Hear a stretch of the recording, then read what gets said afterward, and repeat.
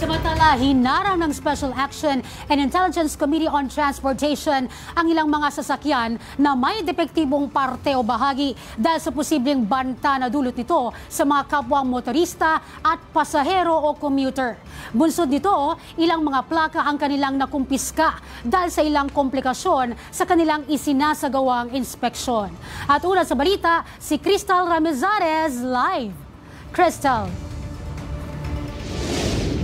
Zay, para masiguro na nasa magandang kondisyon ang mga pampublikong sasakyan, nagsagawa ang Special Action and Intelligence Committee on Transportation ng isang roadworthiness check sa Alabang Zapote Road.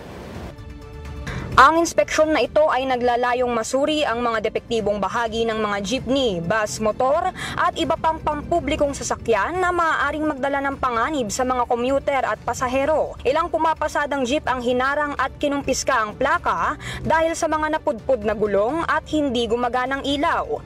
Ang mga sasakyang may violation ay dadalhin sa Land Transportation Office kung saan dadaan sila sa full roadworthiness check bago makuha ang kanilang plaka. Sang-ayon naman ng ilang jeepney drivers sa isinasagawang inspeksyon upang mahuli na ang mga kolorum na pumapasada o yung mga hindi rehistrado. Ang inspeksyon ay magpapatuloy sa iba pang bahagi ng Metro Manila, Cavite at Laguna sa mga susunod na linggo.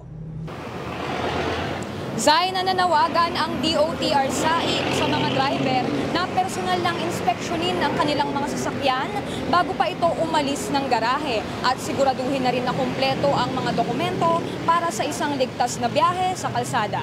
Nauna sa balitang totoo at laging bago, Crystal Ramizares ng IBC 13 para sa Alauna sa Balita.